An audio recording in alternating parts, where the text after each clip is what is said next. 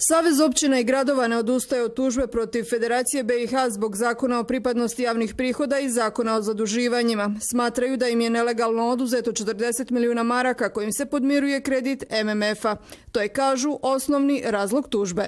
Prijedlog da se ipak ide sa tužbom zbog činjenice da nismo ostvarili kontakt sa vladom na kojoj smo zaista željeli, odnosno premijerom i njegovim saradnicima, na kojima smo zaista željeli ostvariti jedan dijalog kako ne bismo jedan nivo vlasti tužio drugi i tako dalje. Radi se o iznosu negdje oko 40 milijuna maraka koje su uzete lokalnim zajednicama na ime povratka kredita MMF-a. Ja stalno naglašavam kredita kojega općine nisu bile korisnici, niti od općine bilo tko tražio suglasnost kada se kredit podizao. A zbog toga su mnogi razvojni projekti po općinama na čekanju. S viših razina vlasti još uvijek nema sluha za potrebe lokalne samouprave. Mi smo u Sarajevu, bar u Sarajevom kantonu, dobili kod Ustavnog suda nekoliko presuda u našu korist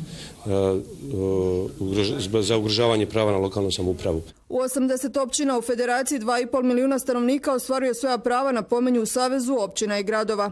Ne odustaju od tužbe, ali žele problem riješiti dijalogom. Zbog krize novoformirane vlasti dogovori su odgođeni.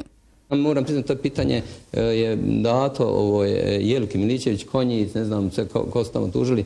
Radi se, imaju pregovori za neko vansudsko poravnanje, ali ne znam, moram priznati da ne znam detalje tog odgovora.